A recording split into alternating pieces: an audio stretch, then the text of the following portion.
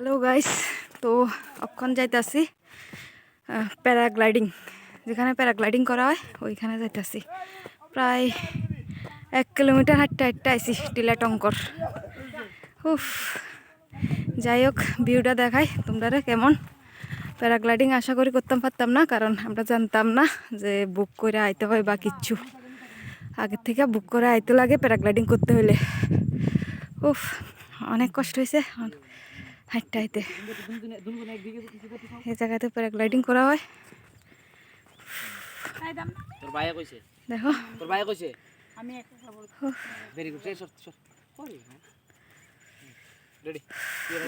অনেক ইচ্ছা ছিল প্যারাগ্লাইডিং করার, তো করতাম পারছি না। যাই হোক, নেক্সট টাইম আবার যখন আমু তখনই করবো, কারণ আগের থেকে তো বুক করে আইতে হয়।